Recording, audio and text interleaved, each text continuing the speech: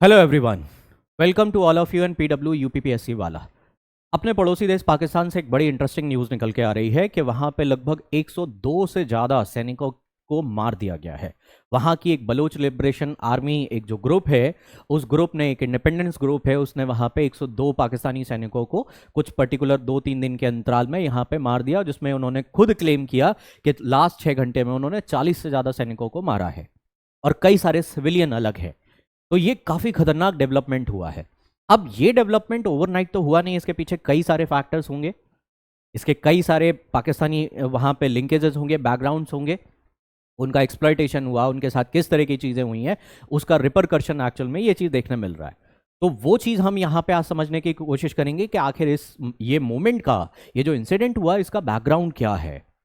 ठीक है। दूसरा सवाल यहाँ पे एक बहुत बड़ा क्वेश्चन मार्क उठेगा कि पाकिस्तानी मीडिया की तरफ से और प्रो पाकिस्तानी जो लीडर्स हैं, प्रो पाकिस्तानी जो ग्रुप्स हैं, उनकी तरफ से ये क्वेश्चन मार्क भी उठाया जाएगा कि इस ऑपरेशन के पीछे जो एक्चुअल में कहीं ना कहीं बीएलए ने ऑपरेशन हेरॉफ चलाया है, ये कहीं ना कहीं इंडिया के गाइडेंस में या इंडिया के कहने पर स्टार्ट किया। ये डेफिनेटली न्यूज़ 2-3 दिन बाद सर्कुलेट होनी स्टार्ट हो जाएंगी।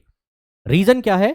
क्योंकि पाकिस्तान का जो ऑपरेशन पिन कोड है, उसकी इंफॉर्मेशन लीक हो गई है कि पाकिस्तान बांग्लादेश के अंदर ऑपरेशन पिन कोड के नाम से एक्चुअल में मूवमेंट स्टार्ट करने की कोशिश कर रहा है, जिसके तहत वो बांग्ला अपने आसाम हो गया, बंगाल हो गया, इस रीजन में डिस्टर्बेंस स्टार्ट कर सके।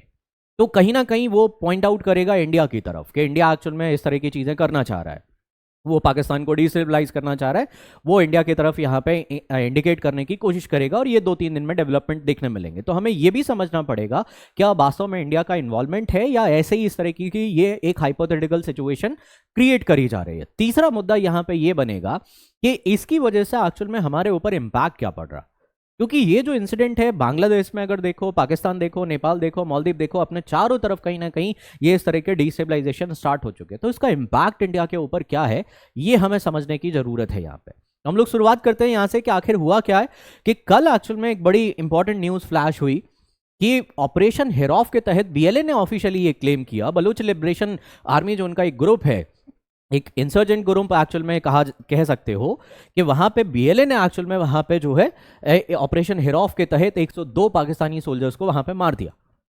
और ऑपरेशन इतना भयानक था कि उसमें यह बोला गया कि 40 सोल्जर तो सिर्फ 6 घंटे में मारे। ठीक है। इसके अलावा 22 से ज्यादा लोग अभी भी बंधक हैं। बीएलए ने ऑफिशियली क्लेम किया है कि 22 से ज्यादा मिलिट्री पर्सनल जो है वो अभी भी कस्टडी में है। ठीक है। इसके अलावा सिविलियंस की गिनती अलग है। अगर तुम देखोगे तो वहां पे क्लैश वगैरह में सिविलियंस को भी पकड़ पकड़ के मारा जा रहा है, जिसके ऊपर डाउट है उनको वो उठा के सीधा गोली मार दे रहा है। सिचुएशन बहुत टेंस है यहाँ पे। इनफैक्ट इस टेंस का तुम अंदाजा लगा सकते हो यहाँ पे कुछ वीडियोस को देख के। जैसे अभी इसके बारे में हम लोग बात करेंगे कि बीएलए ने एक्चुअल में क्लेम किया कि हमारे तरफ से भी यहाँ पे जो फीमेल है एक्चुअल में, ये देखो, ये फ्यादीन है जो एक्चुअल में मार्टेडम, उन्होंने कहा है कि इनको मार्टेडम मिला, शहीद मिला है। यानी कि एक्चुअल में इस लेवल की एट्रोसिटी पाकिस्तान ने शायद बलूचिस्तान में करी है कि फीमेल्स भी वहां पे हथियार उठा के फाइट करने पे मजबूर हो गई हैं।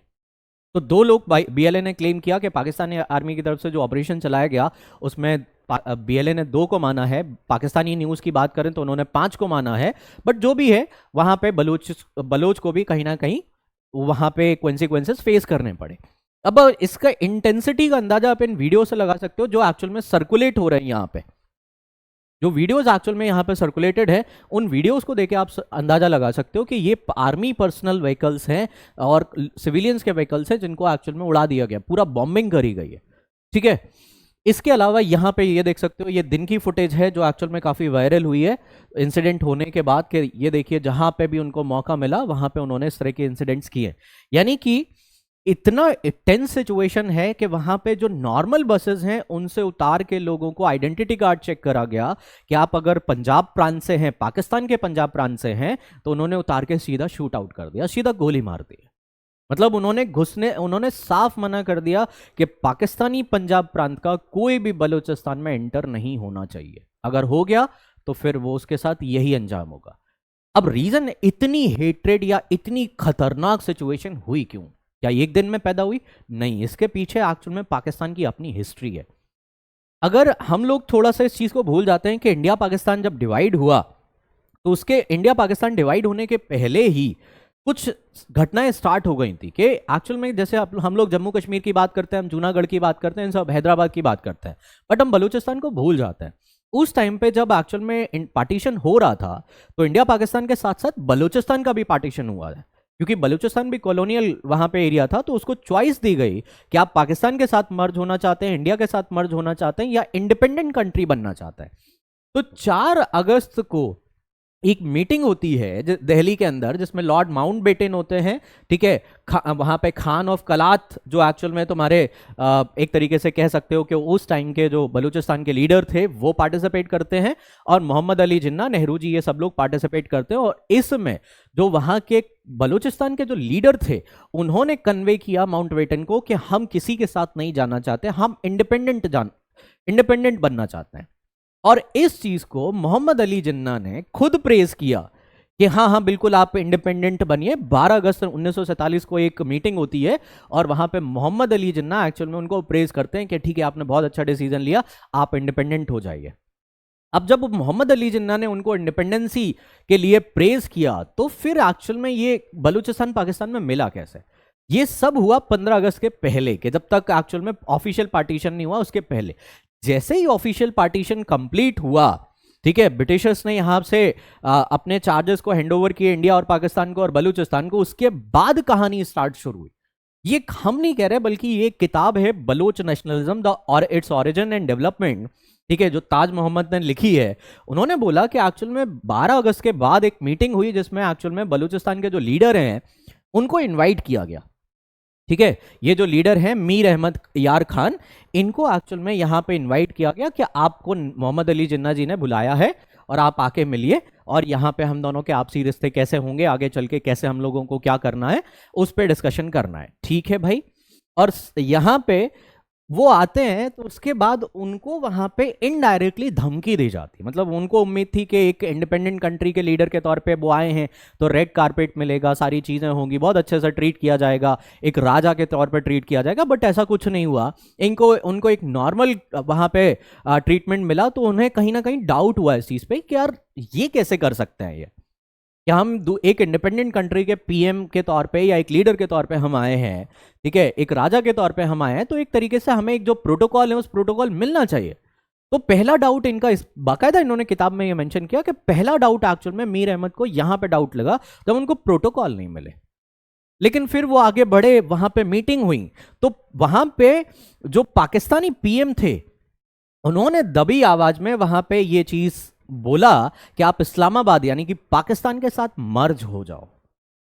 मोहम्मद अली जिन्ना उस टाइम पे थे, ठीक है। मोहम्मद अली जिन्ना के मिलने के बाद पाकिस्तानी पीएम से मीटिंग होती है और उन्होंने दबे आवाज में ये चीज उनसे बोला कि आप पाकिस्तान के साथ मर्ज हो जाओ।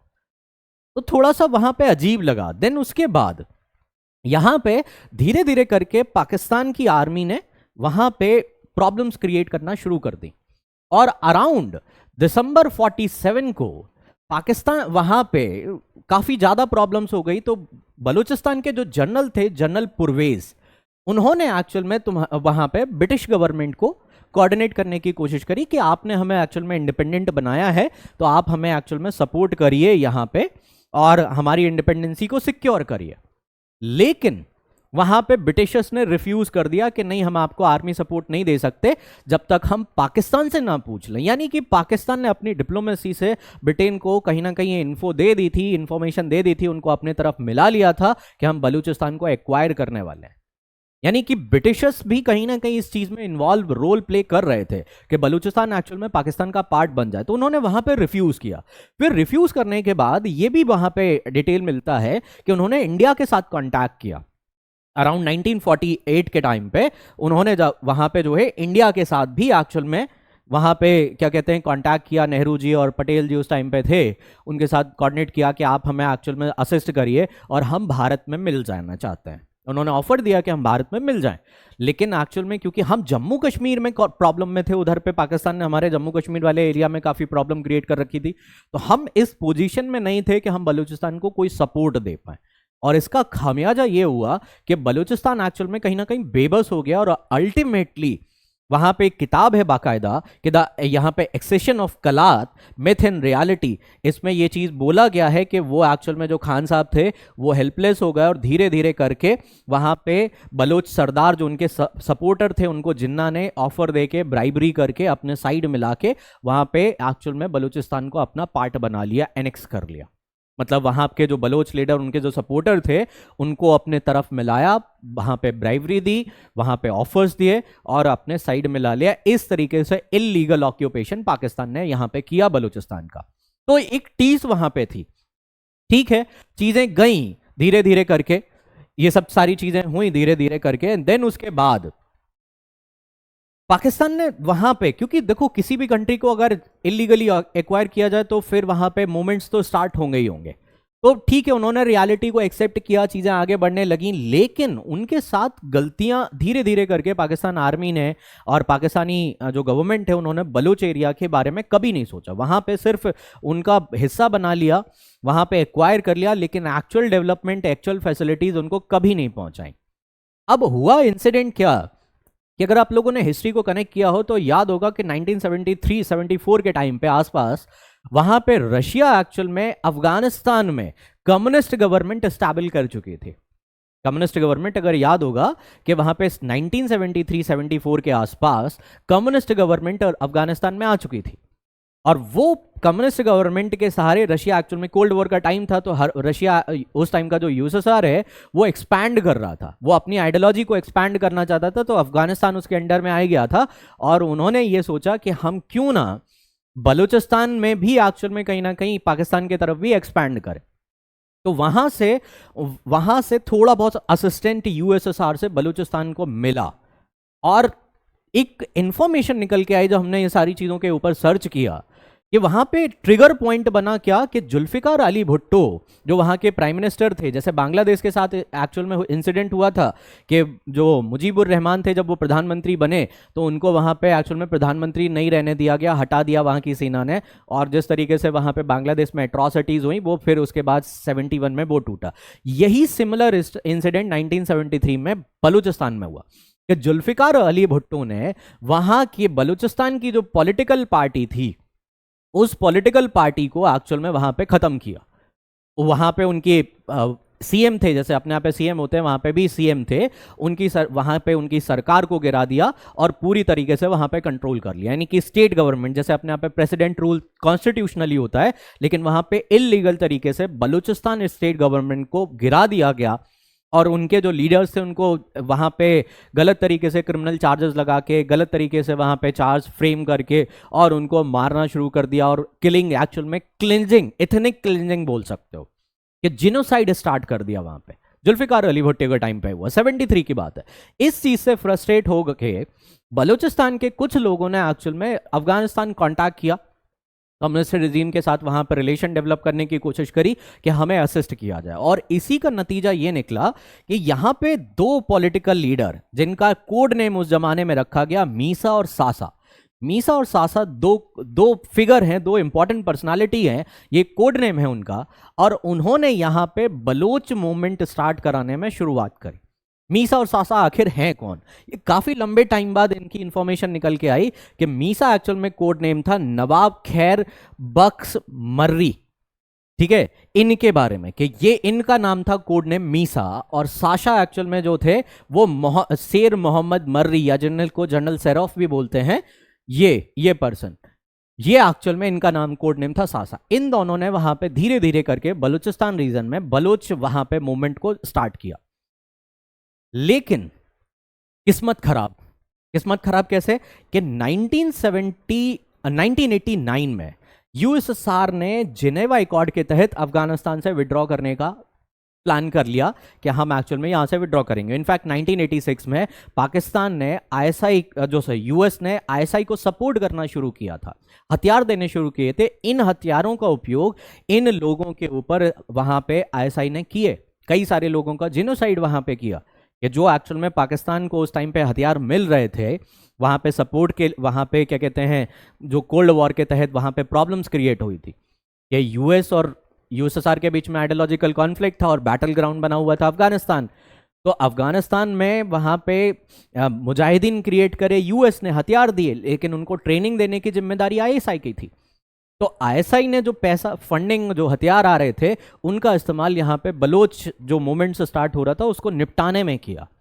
और 1989 में अल्टीमेटली यूएसएसआर विड्रॉ कर जाता है और उसके बाद डिसइंटीग्रेट हो जाता है। तो इस वजह से ये फिर पूरी तरीके से प्रेशराइज होना शुरू हो जाते हैं और ये मूवमेंट काफी हद तक दब जाती है। अब इस मूवमेंट के अगेंस्ट एक और बड़ा इंटरेस्टिंग डेवलपमेंट था कि इन लोगों ने सपोर्ट मांगा, मतलब ह्यूमन राइट के बेसिस पे यूके में और बाकी अदर कंट्रीज में, लेकिन वहां से वेस्ट से इनको असिस्टेंस नहीं मिली। रीजन, क्योंकि Pakistan was a puppet of west. तो पाकिस्तान को खुश करने के चक्कर में वेस्ट ने इनको कभी सपोर्ट नहीं किया, और वेस्ट ने सपोर्ट नहीं किया, इस वजह से इनकी मूवमेंट्स वहां पे पावरफुल नहीं हुई। वापस से दोबारा से ये मूवमेंट फिर से राइज हुई, बीएलए करके, बलोच लिबरेशन आर्मी, जो एक्चुअल में बलोच मूवमेंट स्टार्ट हो गया था पहले, लेकिन एक प्रॉपर ऑर्गेनाइजेशन, संगठन नहीं बना। तो ऑफिशियली बीएलए फाउंड वहां पे स्थापित किया गया 2000 में, एक ग्रुप के तौर पे, बलोच लिबरेशन आर्मी, जिसका मोटो था कि हम बलूचिस्तान को आजाद कराएंगे। और उन्होंने बनने के साथ ही यहां पे अपनी प्रेजेंस दिखाना शुरू कर दी कि उन्होंने क्वेटा में कई जगह पे 2000 में बॉम्बिंग करी जून में। फिर जुलाई में अगर तुम देखोगे वहां पे गवर्नमेंट 26 सोल्जर्स निपटा, वहां पे क्या कहते हैं, जून में 26 सोल्जर्स निपटा दिए, 5 सिविलियन मरे। फिर जुलाई में वहां पे बॉम्बिंग करी, 9 सोल्जर्स मारे गए। ऐसे करके काफी कंटिन्यूसली ये मूवमेंट धीरे धीरे पीक पकड़ना शुरू किया। फिर किस्मत खराब कैसे कि वहां पे वर्ल्ड ट्रेड सेंटर पे अटैक होता है पाकिस्तान, वहां पे यूएस में, और पाकिस्तान का असिस्टेंस की जरूरत पड़ जाती है अमेरिका को। फिर वापस से घूम के वो यू टर्न हो जाता है कि जैसे ही एक्चुअल में वहां पे अटैक हुआ, वर्ल्ड ट्रेड सेंटर के ऊपर अटैक हुआ, तो यूएस आर्मी ने अफगानिस्तान में अटैक करना शुरू कर दिया, और इसमें मदद करी पाकिस्तान ने। पाकिस्तान वहां पे जो है हथियार, पाकिस्तान को अमेरिका ने फिर हथियार प्रोवाइड कराना शुरू किया, पाकिस्तान को फंडिंग शुरू करी, और इस फंडिंग का इस्तेमाल फिर बलोचों के अगेंस्ट स्टार्ट हो गया। और इनफैक्ट कई बार कई जगह से न्यूज निकल के आई है, कई सारे डिफरेंट न्यूज में, कि पाकिस्तान आर्मी ने यूएस को कोऑर्डिनेट्स दिए कि यहां पे आप बॉम्ब गिराइए, यहां पे तालिबान के लोग हैं, बलोच के हैं, दोनों का काम हो जाएगा। और वहां पे यूएस ने पाकिस्तान के अंदर बॉम्बिंग करी, बलोच, जिसमें कई सारे बलोच भी मारे गए।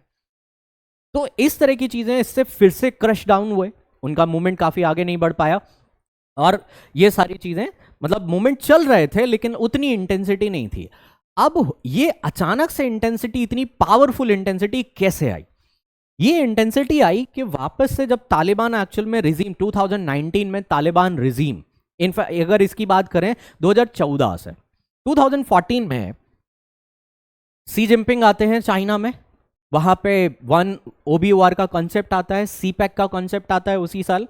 और 2012 में यूएस गुड तालिबान और बैड तालिबान का कॉन्सेप्ट लेके खड़ा हो गया, और वो निकलना चाह रहा था। यहां से असली डेवलपमेंट स्टार्ट हुए। अब तालिबान को यूएस ने 2 फ्रैक्शन में डिवाइड कर दिया, एक का नाम दिया गुड तालिबान और एक का नाम दिया बैड तालिबान। ऐसा जबकि था कुछ नहीं, लेकिन क्रिएट किए गए। तालिबान कोई एक ग्रुप नहीं है, तालिबान एक्चुअल में मल्टीपल ग्रुप का एक यूनियन है, कि उसमें कई सारे ग्रुप हैं जिनको मिला के तालिबान बनता है।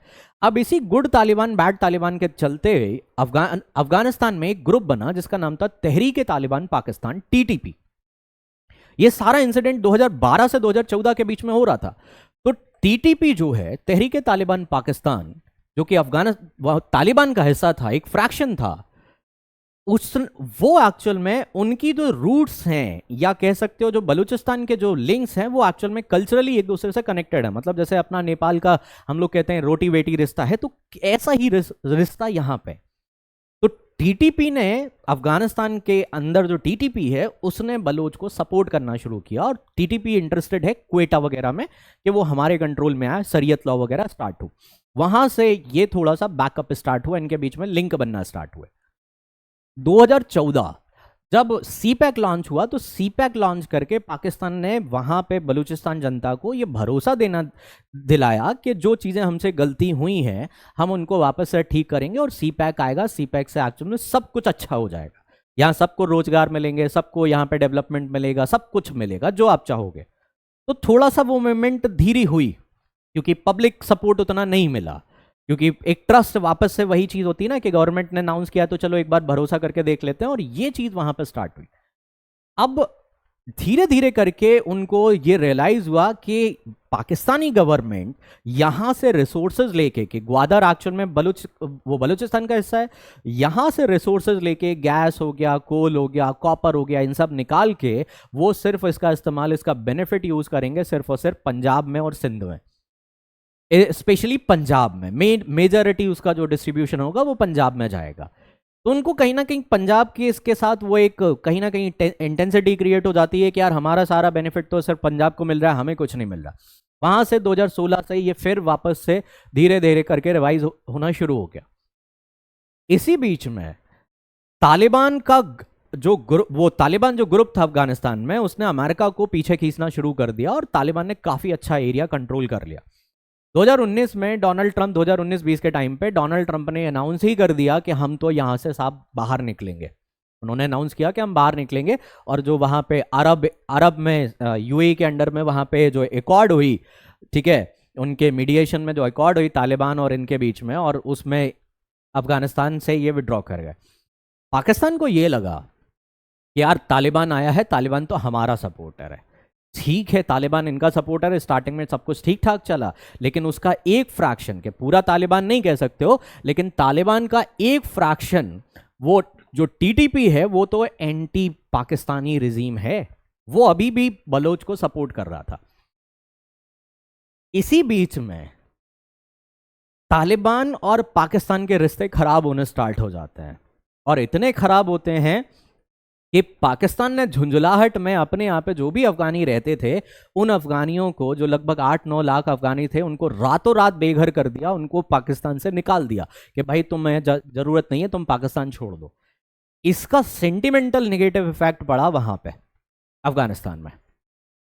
और अफगानिस्तान के पास, क्योंकि ऑलरेडी वहां पे जो अफगान तालिबान रिजीम है, उसके पास ऑलरेडी हाई इक्विपमेंट हैं जो अमेरिकन फोर्सेस ड्रॉप करके गई थी, छोड़ के गई थी। 2020 में जब अमेरिकन फोर्सेस निकली वहां से, तो उन्होंने हथियार वहां पे डंप कर दिए। वो हाई रेंज इक्विपमेंट्स जो हैं वो टीटीपी और तालिबान के हाथ लगे, और वो सप्लाई होने शुरू हुए यहाँ पे बलोचों को, ट्रेनिंग मिलना शुरू हुई, इनके बीच में कोलैबोरेशन स्टार्ट हुआ धीरे धीरे करके। तो एक वहां पे जो एक आर्मी मूवमेंट होना चाहिए, एक रिवोल्ट जो होना चाहिए, वो स्टार्ट हो गया। साथ में उसी के पैरेलली, क्योंकि हमेशा अगर आर्मी मूवमेंट स्टार्ट होगा या आर्म मूवमेंट से स्टार्ट होगा तो उसको कुचला जा सकता है, लेकिन उसको सपोर्ट देने के लिए यहां पे क्या कहते हैं, पॉलिटिकल मूवमेंट भी स्टार्ट हुए। पॉलिटिकल मूवमेंट का एक बड़ा इंटरेस्टिंग एंगल है कि पाकिस्तान ने एक्चुअल में इतनी क्लेंजिंग करी है बहुत जबरदस्त लेवल पे। ये ऑफिशियल रिकॉर्ड है कि हर साल ये माना जाता है कि बलूचिस्तान से लगभग 2000 से लेके 10,000, और इनफैक्ट ये नंबर कई बार 50,000 तक जाता है, ये लोग एक्चुअल में हर साल गायब करे जाते हैं।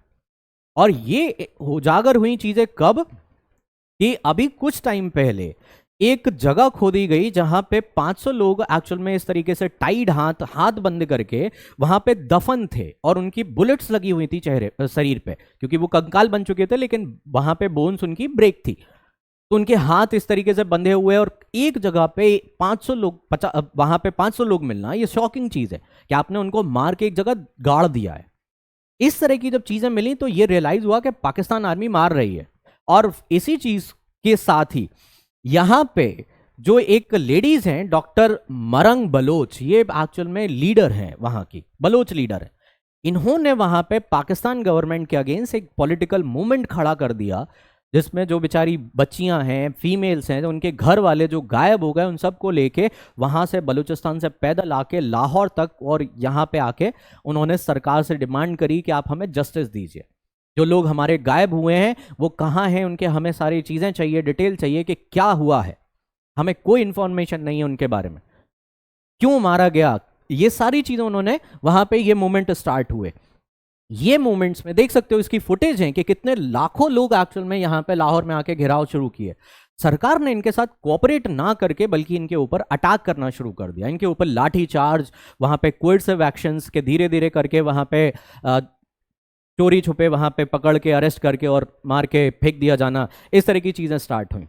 इन सब चीजों के चलते, और इसी बीच में एक चीज लीक हो गई कि पाकिस्तान का ऑपरेशन अजमते इस्तेकाम, जिसके तहत पाकिस्तान सरकार ने ऑफिशियली, पाकिस्तान आर्मी ने ऑपरेशन आजमते इस्तेकाम, इसके तहत पाकिस्तान आर्मी ने इथनिक क्लिनजिंग यानी कि पूरा का जिनोसाइड करने का प्लान कर रखा था कि हम बलोचों को पूरा साफ कर देंगे। ये सब चीज़ें जब लीक हुई, सारी चीज़ें कनेक्ट हुई, तो इसकी वजह से बलोच ने फिर रिटेलिएट करना शुरू कर दिया। और उसी का नतीजा है ये कि जो आप देख रहे हो यहाँ पे, जो इतने सारे लोगों के साथ जो चीज़ें हुई हैं, ठीक है, अब ये जो चीज़ें हुई हैं इसी के तहत हुई हैं कि वहाँ पे अफगानिस्तान के लोगों को निकाला जाना पाकिस्तान से, टीटीपी के पास हथियार आना, सपोर्ट मिलना वहाँ पे जो अमेरिकन वेपन्स हैं वो चीज़, और टीटीपी और बीएलए के बीच में आपस में रिलेशन डेवलप होना, एक सपोर्ट, एक वहाँ पे कल्चरल रिलेशन और एक कहीं ना कहीं जो रूट्स हैं वो कनेक्टिविटी, उसकी वजह से उनको फ़ायदा मिला।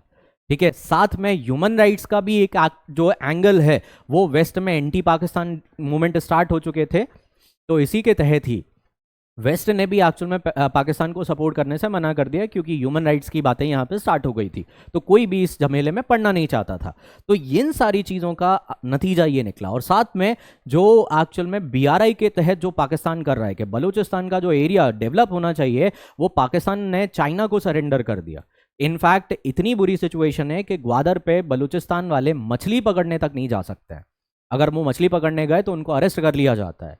इस लेवल पे कंट्रोल वहाँ पे, हर चीज़ पे चाइनीज़ जो बीआरआई प्रोजेक्ट के तहत चाइनीज़ कंट्रोल वहाँ पे डेवलप हो रहा है। इन सब चीज़ों के चलते बलोच ने अब रिटेलिएट करना स्टार्ट कर दिया और इसी का नतीजा ये चीज़ है। अब सवाल ये उठता है क्या इसमें इंडिया का इन्वॉल्वमेंट है? ऑफिशियली नो, इंडिया इस तरह के किसी भी इस तरह के मूवमेंट्स को सपोर्ट नहीं करती है। हाँ, इंडिया कंसर्न जरूर रखती है कि जो बलोचों के साथ पॉलिटिकली वहां पे हो रहा है, वहां पे वो कंसर्न जरूर रखती है। वो चाहती है कि ह्यूमन राइट वायलेशन पाकिस्तान में ना हो। ठीक है, हाँ, वहाँ पे तालिबान के साथ इंडिया के लिंक हैं। वो अपने बहुत पुराने अफगानिस्तान के लोगों के लिए इंडिया ने काम किया है, तो वो एक लिंक वहाँ पे बनता है। हमारे लोग वहाँ पे जाते हैं, हमारे पॉलिटिकल लीडरशिप में वहाँ पे अफगानिस्तान के अंदर डिस्कशन होते हैं, तो वो एक अलग पैटर्न है उसका, इससे कोई डायरेक्ट लिंक नहीं हो सकता। तो इंडिया के अगर हम डायरेक्ट लिंक की बात करें तो डेफिनेटली इसमें डायरेक्ट लिंक नहीं है, ऑफिशियली मैं ये चीज़ कह सकता हूँ। अब हाइपोथेटिकली अगर देखा जाए तो वैसे हाइपोथेटिकली कई सारे लोग इस बात पे एग्री करते हैं कि हाँ, इंडिया तालिबान को सपोर्ट करके या टीटीपी को सपोर्ट करके फंडिंग या हथियार के थ्रू एक्चुअल में यहाँ पे इस तरह के मूवमेंट्स को अंजाम दिला सकती है। तो ये बात मैं मानता हूँ कि इंडिया के पास ये कैपेबिलिटी है, बट इंडिया इस तरह के ऑपरेशंस में इन्वॉल्व नहीं होती है। ठीक है, हम सिर्फ पॉलिटिकली कंसर्न वहां पे रखते हैं कि जिस तरह की एक्टिविटीज वहां पे ह्यूमन राइट्स के नाम पे हो रही हैं, उसके बारे में इंडियन गवर्नमेंट डेफिनेटली वहां पे कंसर्न शो करती है, रखती है कि इस तरह की चीजें नहीं होना चाहिए। दूसरा सवाल यहाँ पे ये आता है कि इसका इम्पैक्ट क्या पड़ेगा। इसका इम्पैक्ट सबसे ज़्यादा चाइना के ऊपर पड़ रहा है। चाइना के जो भी प्रोजेक्ट्स हैं उनको डिमोलिश किया जा रहा है लगातार। चाइना के जो इंजीनियर्स, अभी कुछ टाइम पहले न्यूज़ आई थी कि चाइना के जो इंजीनियर्स हैं उनको बॉम्बिंग करी गई, मार दिया गया किसी को पकड़ के। तो चाइना का जो प्रोजेक्ट्स का जो ड्रीम था वो कहीं ना कहीं शैटर्ड होते हुए दिख रहा है कि वहाँ पे ग्वादर से कंट्रोल जा रहा है, उस रीजन में जितने भी डेवलपमेंट्स किए जा रहे हैं उसको शैटर किया जा रहा है, उनको डिमोलिश किया जा रहा है। और इसका सीधा सीधा एग्जाम्पल आपके सामने ये यहाँ पे दिख रहा है कि जो ये बीआरआई के तहत यहाँ पे बनाए गए थे ब्रिजेस, उनको उड़ाना शुरू कर दिया है। और चाइनीज़ जो लोग हैं जो इस प्रोजेक्ट्स पे काम कर रहे हैं, उनकी एंट्री बहुत डेंजर में है इस टाइम पे, उनको वो एंटर ही नहीं होने दे रहा है। और इनफैक्ट कोई भी चाइनीज़ ऑफिसर, कोई भी चाइनीज़ कर्मचारी इस टाइम पे बलूचिस्तान में काम करने के लिए एग्री ही नहीं हो रहा है। सिचुएशन बहुत टेंस है। तो चाइना के लिए एक बहुत बड़ा कंसर्न, मेजर कंसर्न है कि उसने इतना सारा 60 बिलियन से ज़्यादा इन्वेस्टमेंट किया है सीपेक को लेके, वो उसका कहीं ना कहीं धुल जाएगा और वो इसको कहीं ना कहीं पाकिस्तान से वसूलने की कोशिश करेगा। और पाकिस्तान के पास इस टाइम पे देने के लिए कुछ भी नहीं है, तो पाकिस्तान की इकोनॉमी के ऊपर इसका बहुत नेगेटिव इम्पैक्ट आएगा। अब सवाल उठता है कि इंडिया के ऊपर क्या इम्पैक्ट है। इंडिया के ऊपर दोनों तरह के इम्पैक्ट है। इंडिया के ऊपर पॉजिटिव और नेगेटिव दोनों है। पॉजिटिव इसलिए कि पाकिस्तान एक्चुअल में अगर अपने, जैसे चाणक्य कहते हैं कि अगर कोई दुश्मन अगर आपको बहुत ज़्यादा परेशान करे तो ऐसी सिचुएशन क्रिएट कर दो कि वो अपने ही प्रॉब्लम में उलझ जाए, वो आपकी तरफ नज़र ही ना उठा पाए। ये चाणक्य नीति बिल्कुल इस मामले में बिल्कुल क्लियर है कि अगर कोई भी दुश्मन, कोई भी अपोनेंट आपको बहुत ज़्यादा परेशान करे तो आप ऐसी सिचुएशन अराइज कर दो कि वो अपने घर में ही एक्चुअल में इतना कॉन्फ्लिक्ट में उलझ जाए कि वो आपकी तरफ फोकस ही ना कर पाए। तो अगर ये सिचुएशन अराइज हो जाती है तो पाकिस्तान का पूरा फोकस, पाकिस्तानी गवर्नमेंट का फोकस जो बांग्लादेश में जो टेंशन क्रिएट करने की जगह पे, वो अपने आप को बचाने पे ज़्यादा फोकस करेंगे इधर पे। तो ऐसे में पाकिस्तान अपने ही बनाए हुए चक्रव्यूह में उलझ जाएगा, जो हमारे लिए थोड़ा सा वहां पे एक पॉजिटिव न्यूज देखी जा सकती है। लेकिन इसका एक नेगेटिव फोरा भी है कि अगर यहां पे पाकिस्तान, जैसा कि यूके के थिंक टैंक्स ने रिपोर्ट्स दी हैं कि 2032 तक एक्चुअल में Pakistan will break into the 3 और 4 पार्ट, के पाकिस्तान के चांसेस है कि 3 से 4 हिस्सों में टूटने के। तो अगर ऐसा कुछ होता है तो ऐसे में वहां की जो पब्लिक है वो फिर एक्चुअल में मूव करेगी। तो यहाँ पे इंडिया की जो सिक्योरिटी है कि जब वो वर्नेबल होंगे तो वो अपने लाइफ बचाने के लिए किसी भी तरह के वो ट्रामेटाइज सिचुएशन में जा सकते हैं, वहाँ पे टेरर एक्टिविटी बढ़ सकती हैं, हमारे सिक्योरिटी वर्नेबल हो जाएंगे तो उनको मैनिपुलेट करना आसान हो जाएगा, तो हमारे लिए सिक्योरिटी कंसर्न बढ़ जाएंगे, बॉर्डर सिक्योरिटी फोर्सेस के लिए काम बढ़ जाएगा। तो ये एक प्रॉब्लम एक्चुअल में राइज होगी क्योंकि हमारे चारों तरफ पाकिस्तान इस टाइम पे बांग्लादेश भी वर्नेबल है, वहां पे भी रेडिकलाइजेशन स्टार्ट हो रहा है। पाकिस्तान भी अगर इकोनॉमिकली कोलैप्स होता है तो रेडिकलाइजेशन बढ़ेगा, जिससे हमारे सिक्योरिटी कंसर्न बढ़ेंगे। तो नो डाउट ये चैलेंजेस तो आएंगे। तो इंडिया के लिए पॉजिटिव न्यूज़ भी है, नेगेटिव न्यूज़ भी है। अब इस चीज़ को इंडियन गवर्नमेंट जो है वो इंटरनल सिक्योरिटी पे, जम्मू कश्मीर और बॉर्डर एरियाज पे थोड़ा सा ज़्यादा पेनिट्रेशन करके वहाँ पे सिक्योरिटी सर्विलांस बढ़ा के इस चीज़ को कंट्रोल करने की कोशिश कर सकती है। यही एक तरीका है। पाकिस्तान को असिस्ट करना ये हमारा काम नहीं हो सकता है और ना ही हम उनके इंटरनल मैटर में इंटरफेयर करने में इंटरेस्टेड होंगे। तो इंडिया का जो स्टांस होगा वो बिल्कुल क्लियर होगा कि हम आपके इंटरनल मैटर में कोई इंटरफेयर नहीं करेंगे। दैट इज योर चॉइस कि आप कैसा डील करना चाहते हैं। हाँ, बस ये इंश्योर करने की कोशिश कर सकती है कि वहां पे एथनिक क्लिंजिंग जो बलूचों के साथ हो रहा है वो ना हो, बल्कि इंडिया प्रेशराइज करेगी कि जो रेडिकलाइजेशन पाकिस्तान में आज के डेट में हो रहा है उसको किसी तरीके से स्टॉप किया जाए। तो ये चीजें, तो एक इंडिया के लिए एक अच्छा प्रोस्पेक्ट भी बना है। अगर पाकिस्तान टूटता है 3 हिस्सों में, 4 हिस्सों में, अगर जैसा कि अंदेशा लगाया जा रहा है, दुनिया की थिंक टैंक्स की जो रिपोर्ट्स हैं वो जो इस तरह की बातें कर रही हैं, अगर ऐसा होता है तो ये देखना होगा कि आगे इसके क्या इम्पैक्ट होंगे। कुछ पॉजिटिव भी निकल के आएंगे हमारे लिए और कुछ इसके नेगेटिव भी होंगे। अब इंडियन गवर्नमेंट उसको कैसे टैकल करती है, क्या सिचुएशन आती है, किस तरह की टैक्टिक्स बनाई जाती है, तो वो उसी टाइम पे जो प्रॉब्लम्स अराइज होती हैं उनको टैकल करने के लिए इमीडिएट स्ट्रैटेजी डेवलप करी जाती हैं। तो वो डिपेंड करेगा सिचुएशन के ऊपर। ये सारा मुद्दा यहाँ पे घूम रहा है। तो इस चीज़ को अब आप लोग समझ सकते हैं, जो भी न्यूज़ आएंगी तो इसका मतलब है कि बलूचिस्तान में प्रॉब्लम्स अब बहुत ज़्यादा टेंस होने वाली है, आगे और भी इस तरह की चीज़ें राइज होने की संभावना है। तो all the best, take care, bye bye.